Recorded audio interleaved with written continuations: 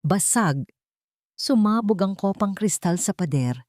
Ilang pulgada lang ang layo sa mukha ni Liwayway. Ang tunog ng nabasag na salamin ay kasabay ng dagundong ng kulog sa labas ng mansyon. Napapikit siya, hindi dahil sa takot para sa sarili, kundi dahil sa instinct ng isang ina.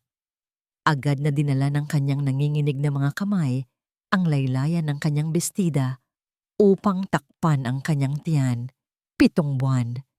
7 buwan na siyang nagdadalang tao at sa sandaling iyon, ang tanging dasal niya ay huwag marinig ng sanggol ang demonyong sumapi sa kanyang ama. Akala mo ba matatakasan mo ako? Liwayway?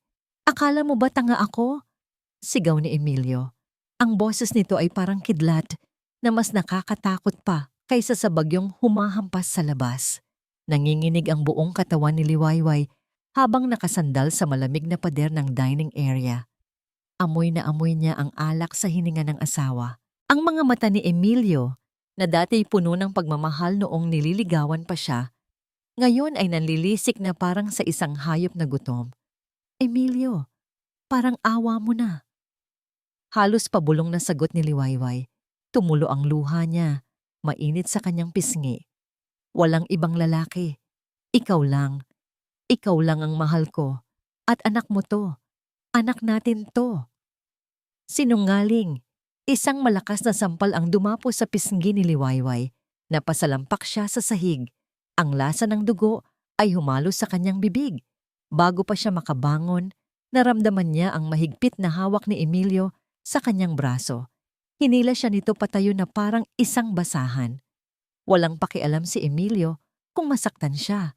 Walang pakialam kung madapa siya. Emilio, masakit! Ang bata! Sigaw ni Liwayway, pilit na kumakawala. Pero hindi nakinig si Emilio. Kaladkad siya nito palabas ng dining room, dumaan sa malawak na sala, hanggang sa marating nila ang malaking pintuan sa harap. Binuksan ni Emilio ang pinto, at agad na humampas ang malakas na hangin at ulan. Ang bagyo ay nasa kasagsagan na, pero tila mas masahol pa ang bagyo sa loob ng puso ni Emilio. Diyan ka nababagay sa labas, kasama ng mga basurang katulad mo. Tinulak siya ni Emilio palabas. Agad na bumuhos ang malamig na ulan sa katawan ni Liwayway. Ang kanyang manipis na damit ay basang-basa na sa loob lang ng ilang segundo. Ang lamig ay tumagos hanggang sa kanyang buto. Pero mas masakit ang kirot sa kanyang puso. Hindi pa nakontento si Emilio. Hinila siya nito papunta sa malaking gate na bakal ng kanilang mansyon. Ang putik ay tumalsik sa kanyang mga binti habang pilit siyang nagpupumiglas. Emilio, huwag! Papatayin mo kami ng anak mo! Pagmamakaawa ni Liwayway, lumuhod siya sa putikan, niyakap ang binti ng asawa. Kahit ako na lang. Huwag lang ang baby natin. Please, Emilio. Tinabig siya nito gamit ang paa. Kumuha si Emilio ng tali mula sa guardhouse na walang tao. Sa gitna ng dilim at ulan, tila naging halimaw ang mukha ng bilyonaryong asawa niya. Sa pilitang itinali ni Emilio ang mga kamay ni Liwayway sa rehas na bakal ng gate. Mahigpit.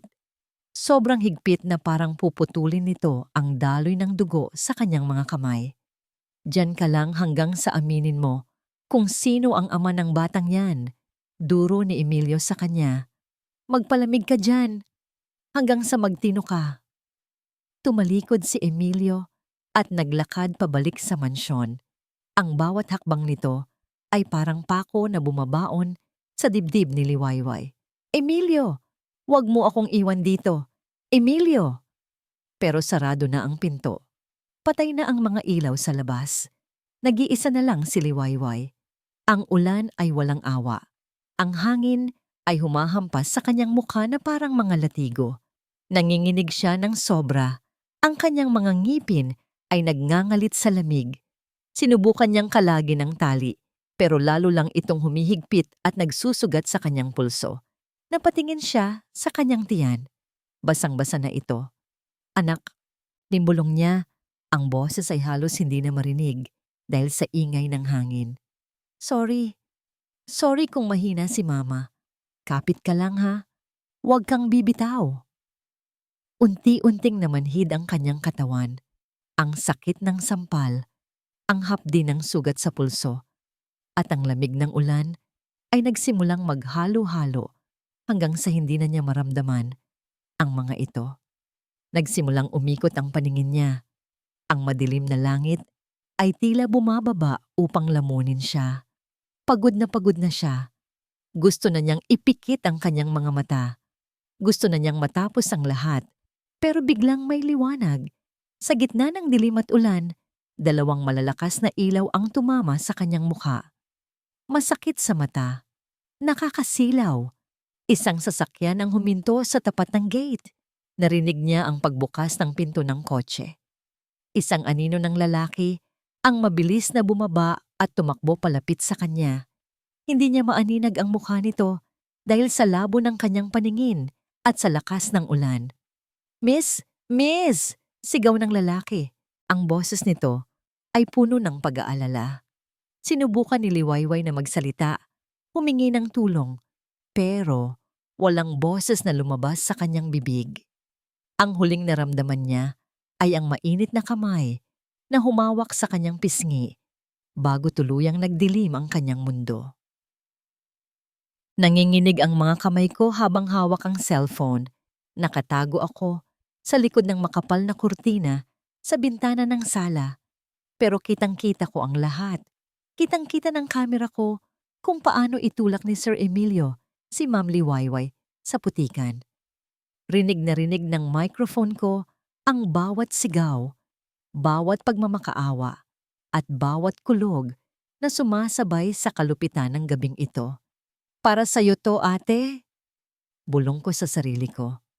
Ang lalamunan ko ay parang pinipiga. Gusto kong sumigaw. Gusto kong lumabas at tulungan si Ma'am, pero alam kong hindi pwede. Hindi pa ngayon. Kailangan ko ng ebidensya. Kailangan kong siguraduhin na sa oras na ilabas ko ito, babagsak ang mga Valderrama at hindi na sila makakabangon muli. Nakita kong itinali ni Sir Emilio si Ma'am sa gate. Parang hayop. Parang hindi tao ang trato niya sa asawa niyang nagdadalang tao. Nang tumalikod si Sir Emilio at maglakad pabalik sa bahay, mabilis kong ibinaba ang cellphone ko at isinilid sa bulsa ng aking uniforme. Napasandal ako sa pader, habol ang aking hininga. Ang puso ko ay kumakatok ng malakas sa aking dibdib, parang gusto nitong lumabas. Narinig ko ang mabibigat na yabag ni Sir Emilio sa hallway. Paakyat sa kanyang kwarto. Siguro ay kukuha na naman ng alak o baka matutulog na mahimbing habang ang asawa niya ay naghihingalo sa labas. Demonyo siya. Sumilip muli ako sa bintana. Nakayuko na si Ma'am Liwayway. Hindi na siya gumagalaw. Diyos ko, wag naman sana. Hindi ko na kaya. Ebidensya o wala, hindi ko pwedeng hayaang mamatay ang mag-ina. Aakmang tatakbo na sana ako palabas nang biglang may humintong sasakyan sa tapat ng gate. Isang itim na SUV. May bumabang lalaki. Matangkad. Hindi pamilyar ang mukha pero mukhang disente. Nakita kong pilit niyang kinakausap si Ma'am, pero walang malay si Ma'am Liwayway. Sinubukan ng lalaki na buksan ang gate, pero nakalock ito. Ito na ang pagkakataon. Tumakbo ako papunta sa dirty kitchen, lumabas sa likurang pinto at sumugod sa ulan. Basang-basa agad ako, pero hindi ko ininda ang lamig. Umikot ako sa gilid ng mansyon, nagtago sa mga halaman hanggang sa makarating ako sa guardhouse. Wala ang gwardya. Siyempre, pinaalis ni Sir Emilio ang lahat ng tao sa gate kanina para walang makakita sa gagawin niya. Pinindot ko ang button para sa electronic lock ng maliit na gate. Click! Lumingon sa akin ang lalaki sa labas. Gulat na gulat siya nang makita akong basang-basa at nanginginig sa loob ng bakuran. "Sir, tulungan niyo siya." Sigaw ko. Pilit na nilalabanan ng ingay ng ulan. "Ilayo niyo na siya dito. Parang awa niyo na." Hindi na nagtanong ang lalaki. Mabilis siyang pumasok. May dala siyang pocket knife at agad na hiniwa ang taling nakapulupot sa mga kamay ni Ma'am Liwayway. Sinalo niya si Ma'am bago ito tuluyang bumagsak sa semento. Doktor ako. Sabi ng lalaki. Tumingin siya sa akin ng mabilisan. Ang mga mata niya ay puno ng determinasyon. Anong pangalan niya? Liwayway po. Buntis siya, sir. 7 buwan. Nanlaki ang mata ng doktor. Mas lalo siyang nagmadali. Binuhat niya si Ma'am Liwayway na parang isang bata. Isasakay ko siya sa ospital. Sumama ka. Utos niya sa akin. Umiling ako habang umaatras. Hindi pwede. Hahanapin ako ni Sir Emilio. Kapag nalaman niyang nawawala ako, maghihinala siya. Kailangan may maiwan para magmanman. Papatayin ka niya kapag nalaman niyang tinulungan mo kami. Babala ng doktor. Masisira ang plano kapag umalis ako. Sagot ko. Matigas kahit nanginginig ang buong katawan ko. Umalis na kayo. Bilisan niyo. Wala nang nagawa ang doktor. Tumakbo siya pabalik sa sasakyan, tangay si Ma'am Liwayway. Pinanood ko ang pagharurot ng sasakyan palayo. Ang taillights nito ay unti-unting nawala sa dilim ng gabi. Ligtas na siya. Pansamantala. Huminga ako ng malalim at tumakbo pabalik sa loob ng mansyon. Pumasok ako sa kwarto ko sa servants' quarters. Mabilis akong nagpalit ng tuyong uniforme. Tinago ko ang cellphone ko sa ilalim ng loose floorboard sa ilalim ng kama ko. Ang parehong lugar kung saan nakatago ang picture ng namatay kong kapatid. Gawin mo ang trabaho mo, Diwa. Umakto kang normal. Bulong ko sa salamin. Pero hindi pa man ako nakakaupo, narinig ko na ang sigaw mula sa labas. Liwayway! Ang boses ni Sir Emilio. Gising na siya at nalaman na niyang wala ang biktima niya. Biglang bumukas ng padabog ang pinto ng servants' quarters. Tumambad si Sir Emilio. Basang-basa din siya ng ulan. Hawak ang isang baril. Ang mukha niya ay kulay ube sa galit. Nasa likod niya ang iba pang mga katulong na gising na at takot na takot. Isa-isa kaming tiningnan ni Emilio. Ang tingin niya ay parang laser na tumatagos sa kaluluwa. Huminto ang tingin niya sa akin. Napalunok ako. Tuyong-tuyo ang buhok ko at damit. Pero alam kong namumula pa ang mga mata ko dahil sa iyak at ulan kanina. Lumapit siya sa akin ng dahan-dahan. Amoy alak at amoy panganib. Ikaw, duro niya sa mukha ko gamit ang dulo ng baril. Bago ka lang dito, hindi ba? Oo po, sir. Sagot ko. Pinipilit kong huwag manginig ang boses ko. Nakita mo ba ang asawa ko? Tanong niya. Sobrang hina, pero nakakakilabot. Sino ang nagtakas sa kanya? Ikaw ba? Tinignan ko siya sa mata. Ito na ang acting ng buhay ko. Hindi po, sir. Natutulog po ako. Pagsisinungaling ko, ngumisi si Emilio. Isang nangising walang katuwa-tuwa.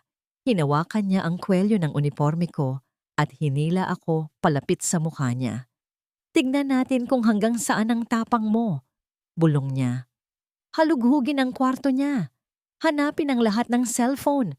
Walang lalabas ng mansyon na to hanggat hindi lumilitaw si Liwayway. Amoy antiseptiko. Iyon ang unang napansin ni Sinag habang pinupunasan niya ang putik sa braso ni Liwayway. Wala na ang amoy ng ulan, wala na ang amoy ng alak ni Emilio, pero nananatili ang bakas ng karahasan sa katawan ng babaeng minahal niya noon. At kung aaminin niya sa sarili, ay mahal pa rin niya hanggang ngayon. Nakahiga si Liwayway sa hospital bed sa loob ng kanyang maliit at pribadong klinika sa Quiapo. Ligtas na ito sa bagyo, pero hindi sa mga alaala. Napabuntong hininga si Sinag habang tinitignan ang mga pasa sa pulso ni Liwayway. Ang marka ng lubid ay malalim, kulay ube at pula sa kanyang maputlang balat. Bakit, Liwayway? Bulong ni Sinag sa kawalan. Hinawakan niya ng marahan ang kamay nito. Ingat na huwag masaktan ang mga sugat. Bakit mo hinayaang mangyari to? Bakit hindi ka tumawag sa akin? Parang sinagot ng tadhana ang tanong niya nang biglang gumalaw si Liwayway. Huwag po. Napabalikwas si Liwayway ng bangon. Ang mga mata ay dilat na dilat pero walang nakikita kundi takot. Ang mga kamay niya ay mabilis na kumapas sa ere. Tila may tinutulak na kalaban. Liwayway, huminahon ka. Ako to, si Sinag. Mabilis na hinawakan ni Sinag ang mga balikat nito para pigilan siya sa pagwawala. Baka matanggal ang dextrose. Ang anak ko. Nasaan ang anak ko? Sigaw ni Liwayway, ang boses ay basag at puno ng desperasyon. Emilio, huwag mong sasaktan ang anak ko. Wala si Emilio dito, mariing sabi ni Sinag. Tinignan niya ito sa mata, pilit na pinapakalma gamit ang kanyang tingin. Nasa klinika kita. Ligtas ka na. Ligtas na kayo. Natigilan si Liwayway. Dahan-dahan niyang inilibot ang kanyang paningin. Ang puting kisame, ang mga gamot sa estante, at ang mukha ng lalaking nasa harap niya. Sa Sinag. Tumango si Sinag. Oo, ako to. Bumagsak ang balikat ni Liwayway at napahawak siya sa kanyang tiyan. Ang takot sa mukha niya ay napalitan ng matinding pag-aalala. Ang baby. Wala akong naramdamang galaw kanina. Sinag ang baby ko. Hindi na nagsalita si Sinag. Mabilis niyang kinuha ang fetal Doppler sa gilid ng mesa. Pinahiga niya ulit si Liwayway at nilagyan ng gel ang tiyan nito. Tahimik ang buong kwarto. Ang tanging naririnig lang ay ang pagpatak ng ulan sa bubong at ang mabigat na paghinga ni Liwayway. Ilang segundo ang lumipas. Walang tunog. Nanlamig si Sinag. Nakita niyang namuuna ang luha sa mga mata ni Liwayway. Sinag, hikbi nito. At biglang, dugdug, dugdug, dugdug. Isang mabilis at malakas na ritmo ang pumuno sa kwarto. Tunog ng buhay, tunog ng pag-asa. Napapikit si Liwayway at humagulgol. Ang kaninang iyak ng takot ay naging iyak ng ginhawa. Hinawakan niya ang kamay ni Sinag na may hawak sa Doppler. Buhay siya, bulong ni Liwayway. Matapang ang anak ko. Napangiti si Sinag, isang ngiting may halong pait at saya. Mana sa ina. Sa kalagitnaan ng madamdaming tagpo, bumukas ang pinto ng klinika. Pumasok si Elias Vargas, basang-basa ang coat at may dalang dalawang kape. Ang mukha ng veteranong journalist ay seryoso at madilim. Sorry sa istorbo, bungad ni Elias. Isinara niya ang pinto at nilock ito ng maigi. Pero kailangan nating pag-usapan ang susunod na hakbang. Inayos ni Sinag ang kumot ni Liwayway bago humarap sa kaibigan. Elias, nakuha mo ba yung file? Tumango si Elias. Inilabas niya ang kanyang cellphone. Sinend sa akin ni Diwa bago siya mawalan ng contact. Malinaw ang video, Sinag. Kitang-kita ang mukha ni Emilio. Kitang-kita ang ginawa niya. Sapat na yan para makulong siya. Gigil na sabi ni Sinag. Sapat na para makasuhan siya, oo. Sagot ni Elias. Pero hindi maaliwalas ang mukha niya. Pero kalaban natin ang Valderrama Corporation. Hawak nila ang kalahati ng media sa bansa. Hawak nila ang mga piskal. Bumangon ng kaunti si Liwayway. Ang tapang na kanina ay nawala. Ay unti-unting bumabalik sa kanyang mga mata. Gusto kong makita. Ipakikita niyo sa akin. Liwayway. Hindi mo kailangang ipakita niyo sa akin. Utos niya. Wala nang nagawa si Elias kundi iaabot ang cellphone. Pinanood ni Liwayway ang sarili niya sa video. Nakatali, nagmamakaawa, tinutulak sa putikan. Masakit. Pero sa halip na umiyak, humigpit ang hawak niya sa cellphone. Ipapakulong ko siya. Madiin na sabi ni Liwayway. Kahit maubos ang lahat sa akin, pagbabayaran niya to. Tutulungan kita, sabi ni Elias. Isusulat ko ang kwento mo. Ilalabas natin to sa social media kung saan hindi niya kayang kontrolin ang lahat. Tumango si Sinag. At poprotektahan ko kayo. Dito muna kayo titira. Walang nakakaalam ng lugar na to. Parang may nabuong alyansa sa maliit na kwartong iyon. 3 tao laban sa isang higante. Biglang nag-flash ang breaking news sa maliit na TV na nakasabit sa dingding ng klinika. Flash report. Bilyonaryong si Emilio Valderrama humarap sa media ngayong gabi. Napatingin silang 3 sa screen. Nandoon si Emilio. Nasa harap ng mansion. Basang-basa pa rin ng ulan. pero nakasuot ng malinis na damit. Maraming reporter ang nakapaligid sa kanya. Umiiyak si Emilio. Ang galing niyang umarte. Wala na ang asawa ko. Humahagulgol na, sabi ni Emilio sa mga mikropono. Ang asawa kong may matinding sakit sa pag-iisip. Tinakasan niya ako. Buntis siya at delikado ang lagay ng isip niya. May dala siyang baril. At natatakot ako para sa buhay ng anak namin. Nanlaki ang mata ni Liwayway. Sinungaling. Tumingin si Emilio straight sa camera. Parang nakikita niya si Liwayway sa kabilang ibayo ng screen. Sa sino mang nakakita kay Liwayway Valderrama, please, ibalik niyo siya sa akin. Siya ay unstable at nananakit ng sarili. Magbibigay ako ng 5 milyong piso sa sino mang makakapagturo kung nasaan ang asawa ko. Nagkatinginan si Sinag at Elias. Alam nila ang ibig sabihin nito. Ginawa ni Emilio na isang baliw si Liwayway sa mata ng publiko at nilagyan niya ng presyo ang ulo nito. Ngayon, hindi lang si Emilio ang kalaban nila.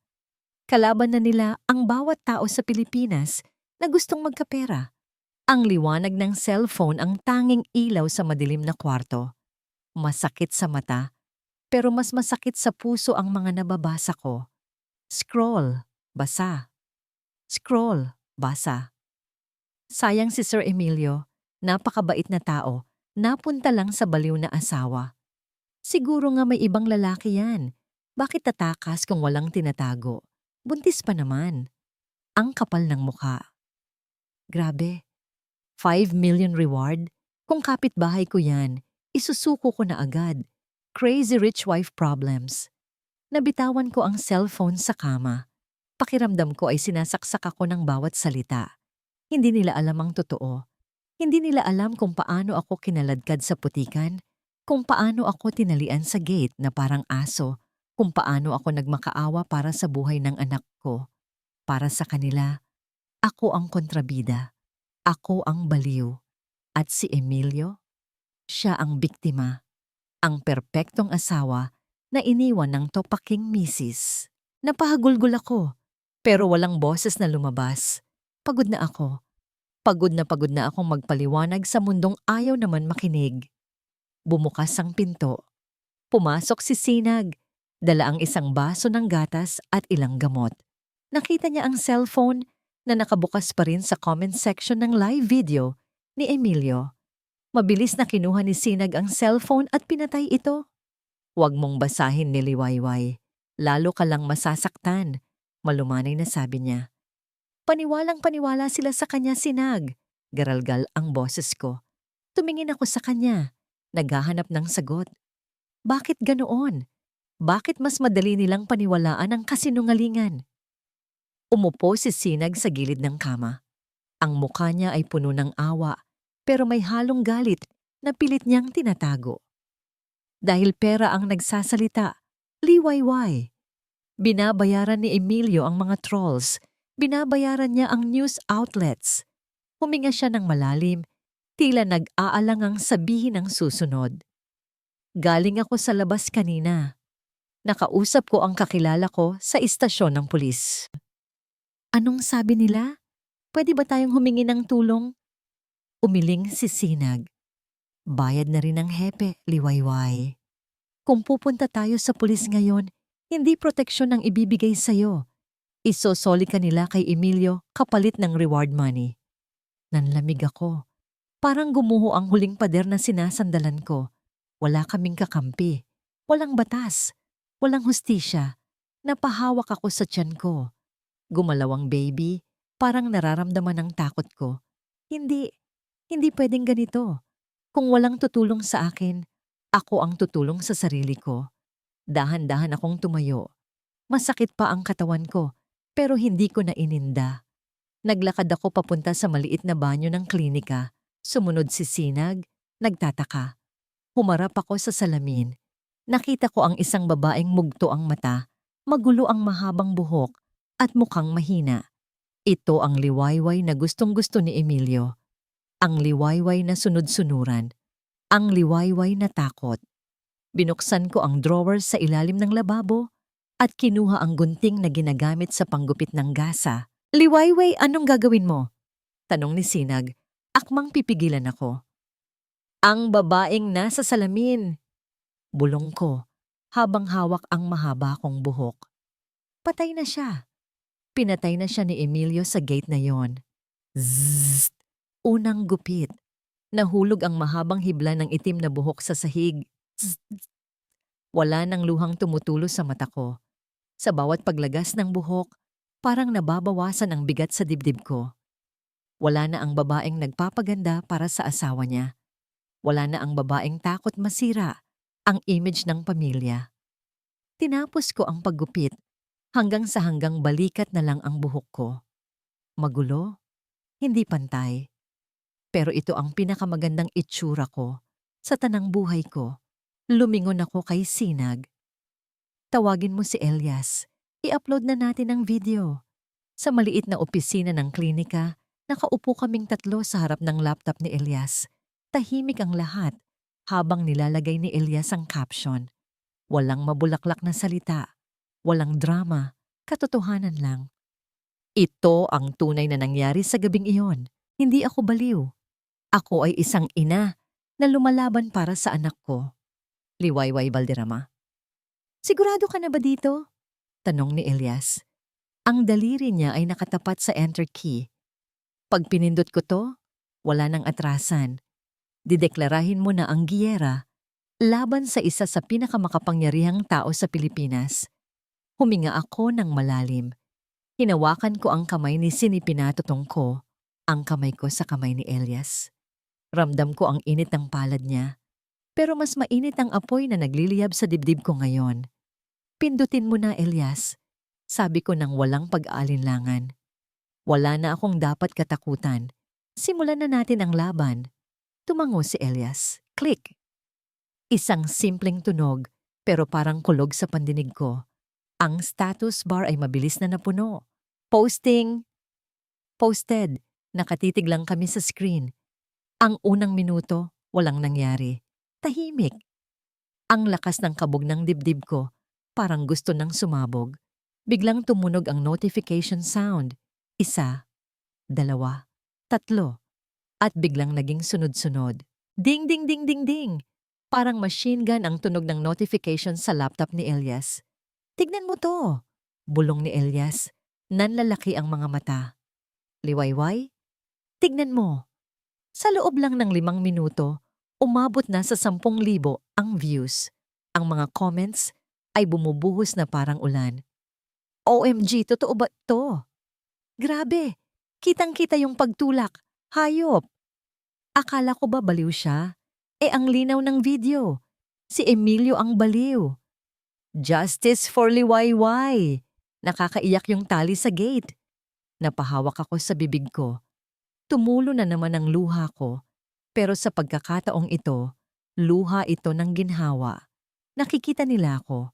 Sa wakas, nakikita nila ang katotohanan. Hindi ako baliw. Nagbabago na ang ihip ng hangin. Nakangiting sabi ni Sinag. Hinawakan niya ang balikat ko. Naniniwala na sila sa iyo, Liwayway. Napangiti ako. Sa kauna-unahang pagkakataon, mula noong gabing iyon, naramdaman ko ang kakarampot na pag-asa. Akala ko, panalo na kami. Akala ko, tapos na ang paghihirap. Pero mali ako. Biglang tumunog ang cellphone tawo ni Sinag na nasa ibabaw ng mesa. Napahinto kaming lahat. Hindi pamilyar ang number, walang pangalan. Kinuha ito ni Sinag. Nakakunot ang noo niya. Hello? Sagot ni Sinag. Naka-loudspeaker ang telepono, kaya rinig na rinig namin ang boses sa kabilang linya. Isang boses na nagpatigil ng tibok ng puso ko. Maganda ang palabas niyo, Dr. David. Ang kalmado, malamig, at pamilyar na boses ni Emilio. Nanigas si Sinag.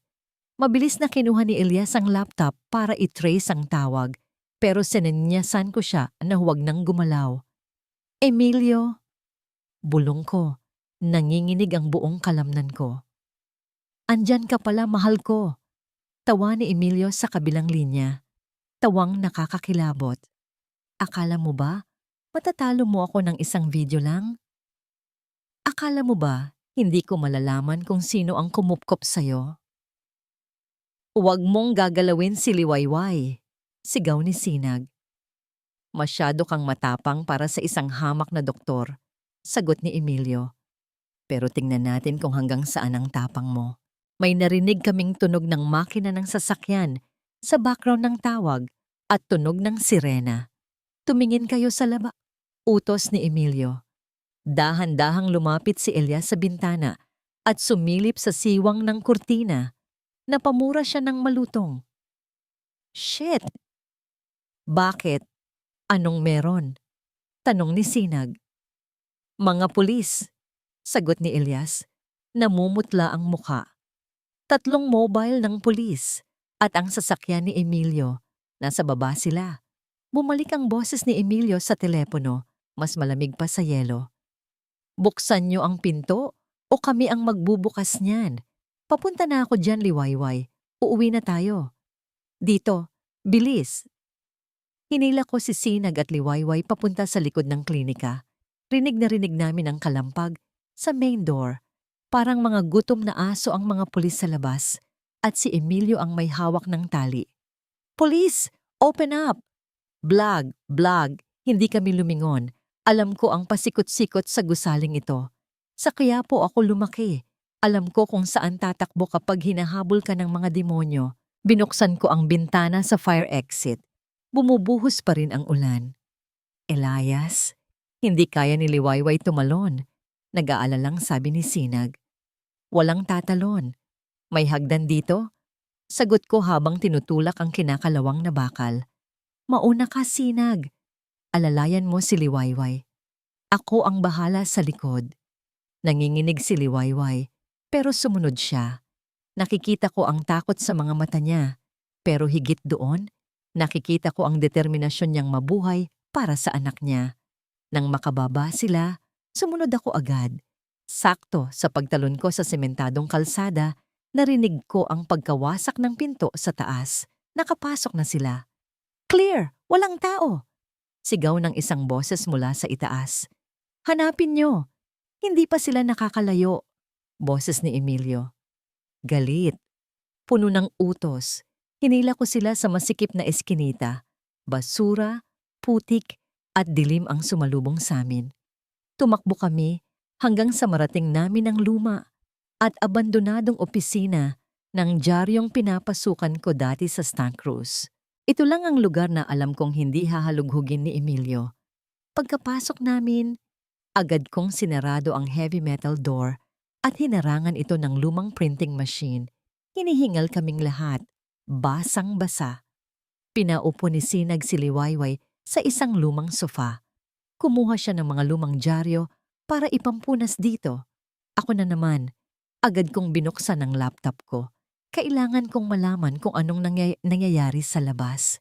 Kailangan kong malaman kung kumagat ba ang publiko sa video namin. Pero pagkabukas ko ng social media, parang binuhusan ako ng malamig na tubig. Putragis! Napamura ako ng malakas. Napatingin sa akin si Sinag. Bakit, Elias? Hindi ako makasagot. Humarap ako sa kanila. Hawak ang laptop. Nanginginig ang kamay ko sa galit. Tignan niyo to. Sa screen, may bagong video na kumakalat. Uploaded ito ng isang sikat na vlogger na bayaran ng mga politiko. Ang caption? Ang tunay na baliw. CCTV footage ni Liwayway Valderrama. Sinasaktan ang sarili para idiin ang asawa. Pinanood namin ang video. Malabo ang kuha, parang CCTV sa loob ng kwarto. Nakikita doon ang isang babae na kamukhang-kamukha ni Liwayway. Sinasampal nito ang sarili. Inuuntog ang ulo sa pader abang tumatawa ng malakas. Ay, hindi ako yan. Nanginginig na, sabi ni Liwayway. Kailanman hindi ko sinaktan ang sarili ko. Alam namin, Liwayway. Mabilis na sagot ni Sinag. Deepfake yan, o kaya body double. Gawa-gawa lang nila yan. Pero hindi lang yon. May isa pang video. Isang live interview sa TV. Isang babae ang nakaupo sa tabi ni Emilio. Ang dating yaya sa mansyon. Opo, sabi ng yaya habang umiiyak kunwari. Nakikita ko po minsan si Ma'am Liwayway na may kausap sa telepono. Galit na galit po siya. Sabi niya, gagawin niya ang lahat para masira si Sir Emilio at makuha ang pera. Napakuyom ako ng kamao. Ang galing ng script nila. Ang galing ng editing. Tinignan ko ang comment section. Kanina, kampi sila kay Liwayway. Ngayon, baliktad na ang mundo. Kaya pala, sabi na scripted yung video sa gate. Grabe, nakakatakot ang mga babaeng ganyan. Sayang ang ganda, baliw pala. Justice for Emilio. Kawawa naman yung asawa. Nagtatrabaho tapos sisiraan lang. Isinara ko ang laptop ng padabog. Hindi ko na kayang basahin. Nasusuka ako sa bilis ng pagbaliktad ng katotohanan. Hawak ni Emilio ang naratibo. Hawak niya ang utak ng mga tao. Wala na, mahinang sabi ni Liwayway. Nakatulala siya sa kawalan. Panalo na siya. Kahit anong gawin natin, siya ang papaniwalaan nila dahil siya ang may pera. Hindi tayo susuko. Sabi ko, kahit ako mismo ay nawawalan na ng pag-asa. May iba pa tayong paraan. Sinag.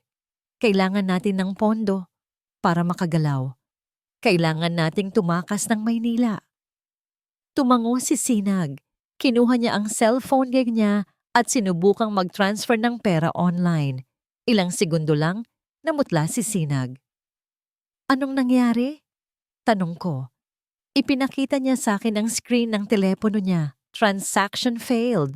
Account frozen. Lahat ng bank accounts ko. Bulong ni Sinag. Naka-freeze. Pati yung joint account namin ng nanay ko. Napaupo si Sinag sa sahig. Ang doktor na laging kalmado, ngayon ay parang batang nawawala. Elias, paano na? Wala tayong pera. Wala tayong matutuluyan. At wanted tayong lahat sa pulis. Katahimikan. Ang bigat ng hangin sa loob ng bodega. Pakiramdam ko ay nasa ilalim kami ng isang higanting sapatos at unti-unti kaming tinatapakan ni Emilio hanggang sa madurog kami. Tatalikod na sana ako para sumipa ng pader sa sobrang frustration nang biglang magsalita ang isang boses mula sa dilim ng bodega. Meron pa. Napalingon kaming lahat. Si Diwa. Kanina pa siya tahimik sa isang sulok. Nakalimutan ko na halos nakasama namin siya sa pagtakas. Nakaupo siya sa ibabaw ng mga lumang kahon. Hawak ang kanyang bag na basang-basa. Anong sabi mo, Diwa? Tanong ko. Dahan-dahang tumayo si Diwa. May kinuha siya mula sa loob ng sapatos niya. Isang maliit na bagay na pilak. Isang USB flash drive. Bago ako tumakas sa mansyon, nanginginig ang boses ni Diwa pero matapang ang tingin niya. Pinasok ko ang opisina ni Sir Emilio habang tulog siya. Alam ko ang password ng safe niya. Narinig ko minsan noong buhay pa ang kapatid ko. Lumapit siya sa akin at inabot ang USB. Nakita ko ang laman nito sandali, sabi ni Diwa. Mga listahan, pangalan ng mga politiko, mga bank account sa ibang bansa, at mga video. Napalunok ako habang inaabot ang maliit na bakal. Malamig ito sa palad ko, pero parang ginto ang bigat. Video ng ano? Tanong ni Liwayway. Tumingin si Diwa kay Liwayway, puno ng awa at galit. Video ng iba pang babae bago ikaw, ma'am. At video ng mga transaksyon niya sa illegal na sugal. Nagkatinginan kami ni Sinag. Kung totoo ang laman nito, hindi lang kasong domestic violence ang haharapin ni Emilio. Encrypted to panigurado, sabi ko habang sinasalpak ang USB sa laptop. Pero kung mabubuksan natin to, hindi lang si Emilio ang babagsak, pati ang buong imperyo ng mga Valderrama. Umilaw ang screen ng laptop. Nanghihingi ng password. Napangiti ako ng mapait. Sa wakas, may bala na kami. Maghanda kayo, sabi ko sa kanila. Hindi pa tapos ang laban. Nagsisimula pa lang tayo. Ang tunog ng pagtipa ni Elias sa keyboard ay parang mga putok ng baril sa loob ng tahimik at maalikabok na bodega. Mabilis, galit, desperado. Nakatayo ako sa likuran niya, nakahawak sa sandalan ng lumang silya. Ang mga mata ko ay pabalik-balik sa screen ng laptop at sa pintuan ng bodega na hinarangan namin ng mga lumang makina. Ayaw bumukas! Bulong ni Elias, tumatagaktak ang pawis sa noo kahit na malamig ang hangin. Encryption key. Kailangan ng password. Subukan mo ang birthday niya, sabi ko. Sinubukan ko na. Birthday niya, birthday ni Liwayway, anniversary nila. Wala. Napakagat ako sa labi. Nag-isip ako ng malalim. Bumalik ako sa mga panahong naglilinis ako sa opisina ni Sir Emilio. Sa mga gabing naririnig ko siyang lasing at kausap ang sarili. Naalala ko ang isang petsa na nakaukit sa isang gintong lighter na lagi niyang hawak. Hindi ito birthday. Hindi ito anniversary. Subukan mo ang 041815. Sabi ko nang mabilisan. Huminto si Elias at tumingin sa akin. Anong mo meron sa petsang yan? Iyan ang araw na namatay ang tatay niya. Ang araw na nakuha niya ang buong kumpanya. Sagot ko, ramdam ko ang bigat ng bawat salita. Para sa kanya, iyan ang araw ng kalayaan niya. Hindi na nagtanong si Elias. Tinype niya ang mga numero. Enter. Umikot ang loading icon. 1 segundo. 2 segundo. Parang habang buhay ang paghihintay. Access granted. Napasingap kaming dalawa. Bumukas ang isang folder, daan-daang files, mga scanned documents ng bank transfers, mga video recordings ng suhulan, listahan ng mga pangalan, mga judge, senador, hepe ng pulis. Ang itim na libro, bulong ni Elias, ang mukha niya ay naiilawan ng screen, puno ng gulat at takot. Diwa, hawak natin ang leeg ng kalahati ng gobyerno. Hawak natin ang kaluluwa ni Emilio. Sagot ko. Sa wakas, hustisya para sa kapatid ko. Pero bago pa kami makapagdiwang, isang matinis na sigaw ang bumasag sa katahimikan. Ah! Sabay kaming napalingon. Sa sulok ng bodega, sa ibabaw ng maruming sofa, namimilipit si Ma'am Liwayway. Hawak ni Doc Sinag ang kamay niya, pero ang mukha ng doktor ay hindi maipinta. Tumakbo ako palapit. Doc, anong nangyayari? Pumutok na ang panubigan. Mabilis na sabi ni Sinag. Ang boses niya ay nanginginig, pero pinipilit maging kalmado. Manganganak na siya, Diwa. Pero 7 buwan pa lang. Stress, pagod, takot. Sagot ni Sinag habang inaalis ang kanyang coat para gawing sapin. Lalabas na ang bata. Wala tayong choice. Dito natin siya paanakin. Tinignan ko si Ma'am Liwayway. Ang mukha niya ay basang-basa ng pawis at luha. Ang puti niyang bestida ay may bahid na ng dugo. Diwa, tawag niya sa akin. Ang higpit ng hawak niya sa braso ko. Ang anak ko. Iligtas niyo ang anak ko. Kakayanin mo to, ma'am, sabi ko. Kahit ako mismo ay natatakot. Hinawakan ko ang kamay niya ng mahigpit. Nandito kami. Elias, kailangan ko ng tubig. Kahit anong malinis na tela. Sigaw ni Sinag. Nagkandara pa si Elias sa paghahanap sa loob ng bodega. Ako ko naman, nagsilbing una ni Ma'am Liwayway. Umiri ka, Liwayway. Ngayon na. Utos ni Sinag. Sumigaw si Liwayway, isang sigaw na puno ng sakit at puwersa. Ang buong katawan niya ay nabanat. Sa labas, sumabay ang kulog sa sigaw niya. Pero may ibang tunog na humalo. Tunog ng mga gulong na kumakaskas sa semento. Tunog ng mga pinto ng sasakyan na nagsasaraduhan. Napatingin si Elias sa bintana. Nandito sila. Bulong ni Elias. Ang mukha ay namutla. Sinundan nila ang signal bago ko na-block. Ilan sila? Tanong ko. 2 van, 10 tao, may mga baril. Napamura ako. Tumingin ako kay Sinag. Busy siya sa pagpapaanak. Hindi kami pwedeng umalis. Hindi pwedeng tumakbo si Ma'am Liwayway. Diwa, ang ulo. Nakikita ko na ang ulo. Sigaw ni Sinag. Ah! Ah! Ah! Sigaw ulit ni Liwayway. Blag! Blag! Blag! Kinakalampag na nila ang metal door sa baba. Buksan niyo to! Alam naming nandyan kayo! Boses ng head security ni Emilio. Nagkatinginan kami ni Elias. Alam namin ang kailangan naming gawin. Kinuha ni Elias ang isang bakal na tubo mula sa sirang printing press. Ako na naman, nakakita ng isang kinakalawang na crowbar. Elias, sabi ko habang humihigpit ang hawak ko sa bakal. Ikaw ang magpapadala ng files sa NBI.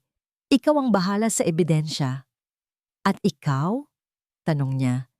Bibili ako ng oras, sagot ko. Tumingin ako kay Ma'am Liwayway na nasa huling ire na. Para sa bata. Isang napakalakas na iyak ng sanggol ang biglang umalingaw-ngaw sa buong bodega. Uwa! Uwa! Napangiti si Sinag habang buhat ang isang maliit na sanggol na puno ng dugo. Babae! Liwayway, babae ang anak mo. Napahagulhulol si Liwayway, inaabot ang anak niya.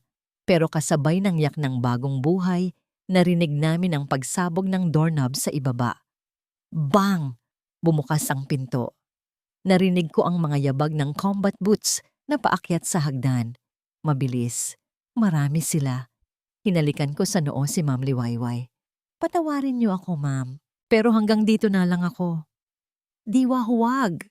Sigaw ni Liwayway. Pero tumalikod na ako. Tumayo ako. Sa tuktok ng hagdan, hawak ang crowbar.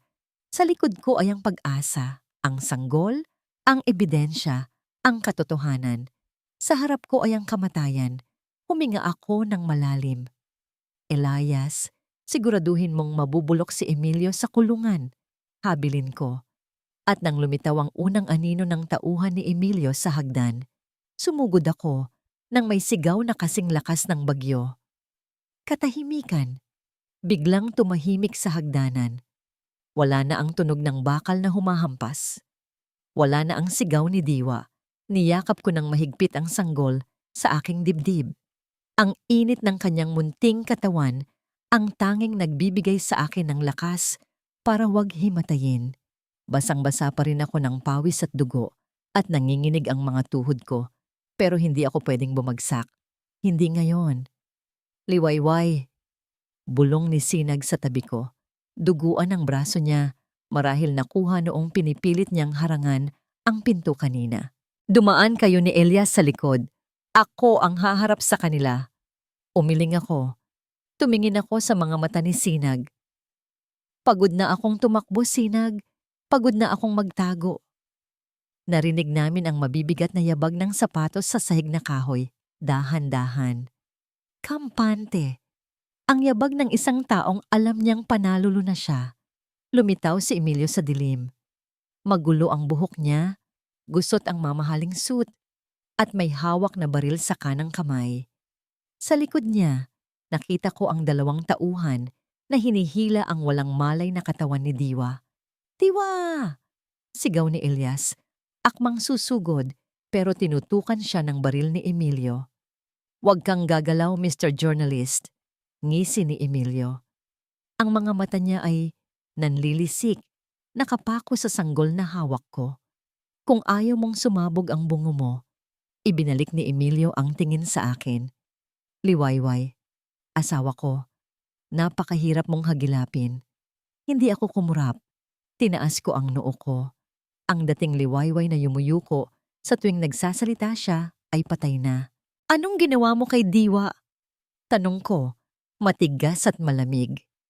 Natutulog lang siya. Parang ang kapatid niya. Tawa ni Emilio. Lumapit siya ng ilang hakbang. Akin na ang bata. Uuwi na tayo. Handa na ang kwarto niya. Hindi mo siya anak. Sagot ko. Natigilan si Emilio. Nawala ang ngiti sa labi niya. Anong sinabi mo? Hindi mo siya anak? Ulit ko. Dahil ang ama ng batang ito ay isang lalaking marunong magmahal. Ikaw? Wala kang alam sa pagmamahal. Pag-aari lang ang alam mo. Namula ang mukha ni Emilio sa galit. Ikinasa niya ang baril at itinutok sa ulo ko. Ibigay mo sa akin ang bata. Papatayin ko ang sino mang haharang sa akin. Kahit ikaw pa. Sa sulok ng mata ko, nakita kong dahan-dahang inangat ni Elias ang kanyang cellphone. Nakatingin siya sa akin, Naghihintay ng senyales, tumango ako ng bahagya. Sige Emilio, hamon ko. Ipaliwanag mo sa mundo kung bakit mo tinututukan ng baril ang sarili mong mag-ina. Wala akong pakialam sa mundo. Ako ang batas. Sigaw ni Emilio. Binili ko ang mga pulis. Binili ko ang media. Walang makakaalam kung anong mangyayari dito ngayong gabi. Ililibing ko kayong lahat sa ilalim ng lupang ito at sasabihin kong nakidnap kayo. Click. Itinaas ni Elias ang cellphone. Ang screen ay nakaharap kay Emilio. Say hi to your fans, Mr. Valderrama, sabi ni Elias. Kumunot ang noo ni Emilio. Tumingin siya sa screen ng cellphone ni Elias. Live. 350,000 viewers. Ang comment section ay mabilis na umaakyat. Hindi na mabasa sa bilis. Huli ka! Rinig na rinig! Papatayin niya ang mag-ina. Itag niyo ang NBI. Nasa Stancruz warehouse sila. Alam ko ang lugar na yan. Demonyo ka, Emilio. Namutla si Emilio. Ibinaba niya ang baril ng kaunti. Nanginginig ang kamay. Anong? Narinig nila ang lahat, Emilio. Sabi ko. Ang boses ko ay umaaling-awngaw sa buong bodega. Narinig nila na binili mo ang pulis. Narinig nila na papatayin mo kami. Wala ka nang kawala. Biglang tumunog ang mga sirena sa laba. Hindi lang isa o dalawa. Marami. At iba ang tunog nila sa mga police mobile na kasabwat ni Emilio. NBI! Padapa! Walang kikilos! Sigaw mula sa megaphone sa labas. Tumingin si Emilio sa bintana. Napaligiran na ang bodega ng mga ahente ng gobyerno. Bumalik ang tingin niya sa akin. Ang takot sa mata niya ay napalitan ng purong kabaliwan. Kung babagsak siya, magsasama siya ng damay. Kung hindi ako magiging masaya, walang magiging masaya. Itinaas niya muli ang baril. Sa akin. Sa anak ko. Bang! Pumikit ako at niyakap ang anak ko. Hinihintay ang bala, pero walang tumama sa akin. Naramdaman ko na lang ang mainit na talsik ng dugo sa pisngi ko.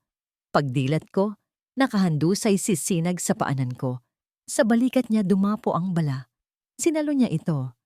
Sinag! Sigaw ko. Bago pa makakalabit ulit si Emilio, isang malakas na pagsabog ang nagmula sa likuran niya. Bang! Bang! Bumagsak si Emilio. Tinamaan siya sa binti ng mga NBI agents na nakapasok na sa fire exit. Agad siyang dinumog ng mga ahente. Dinaganan. Pinosas. Bitawan niyo ako. Hindi niyo ba ako kilala? Valderrama ako. Valderrama ako! Sigaw ni Emilio habang kinakaladkad siya palabas.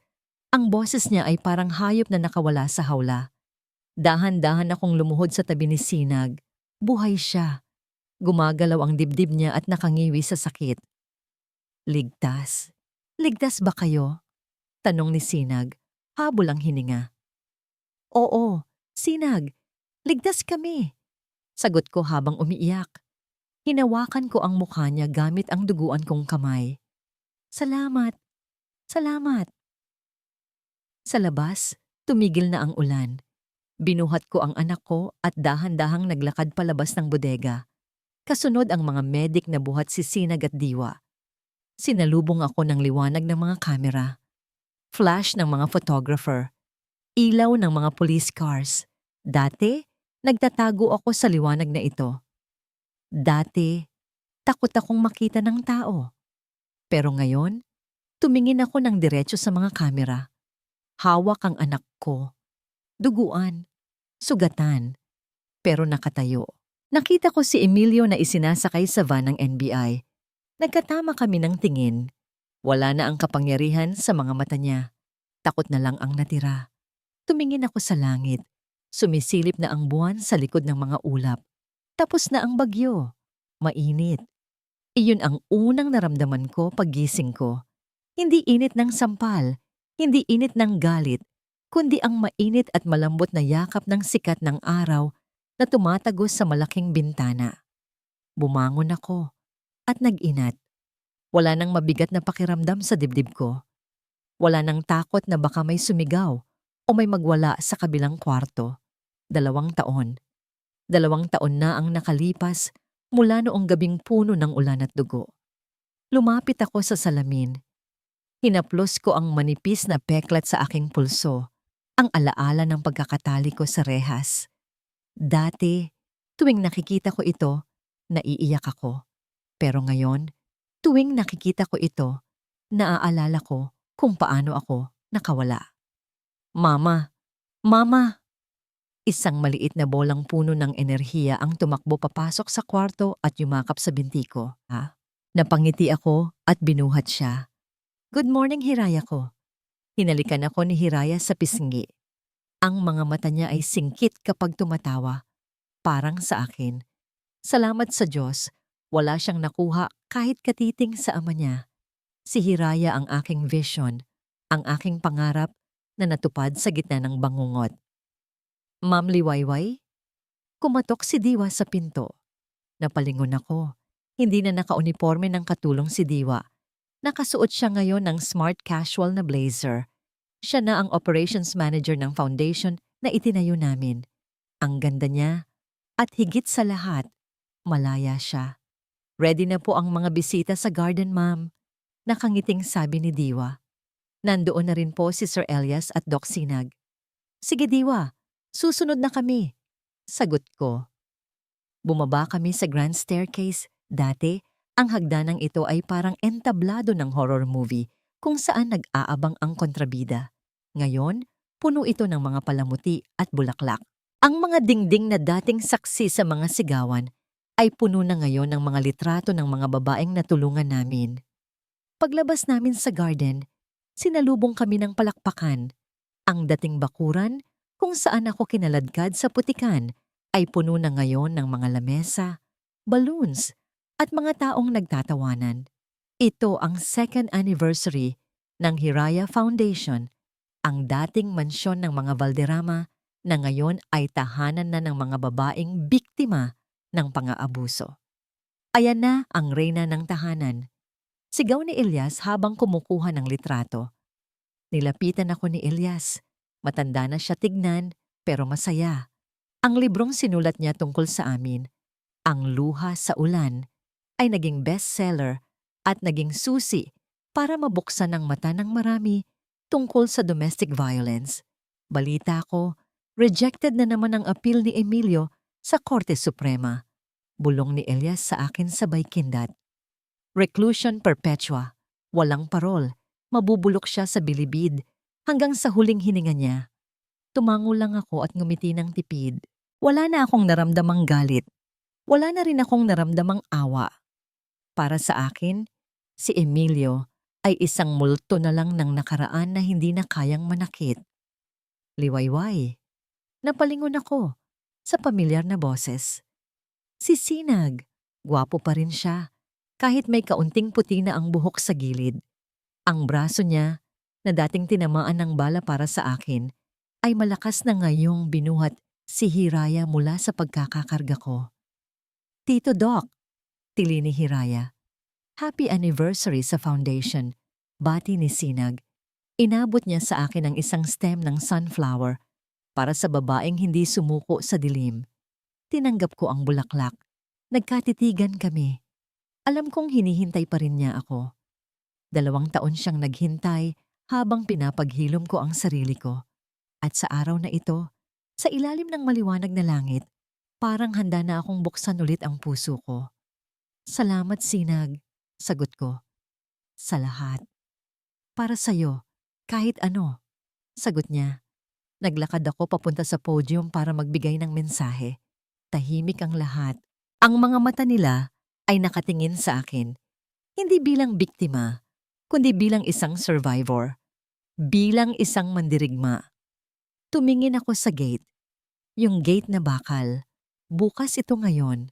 Maluwag. Malayang nakakapasok at nakakalabas ang sinuman. Hindi na ito kulungan. Huminga ako ng malalim sa mikropono. Noong gabing halos mamatay ako sa gate na yon. Turo ko sa gate. Akala ko katapusan ko na. Akala ko ang halaga ko lang ay bilang isang asawa na dapat sumunod, magtiis, at tumahimik. Tiningnan ko ang mga babaeng nakaupo sa harap ko. Mga babaeng may pasa, may takot, pero ngayon ay may pag-asa na sa mga mata. Pero na-realize ko, ang tunay na pag-ibig ay hindi nananakit. Ang tunay na pag-ibig ay nagpapalaya. At ang pinakamagandang higanti sa mga taong gustong sirain tayo. Tumingin ako kay Diwa, kay Elias, kay Sinag, at sa anak kong si Hiraya na tumatakbo sa damuhan. Ay ang maging masaya, ang maging matagumpay, at ang gamitin ang ating mga sugat para maging lakas ng iba.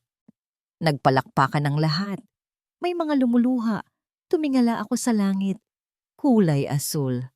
Maaliwalas. Tapos na ang bagyo. At sa wakas, sumikat na ang bagong umaga. Ako si Liwayway. At ito ang simula ng aking liwanag.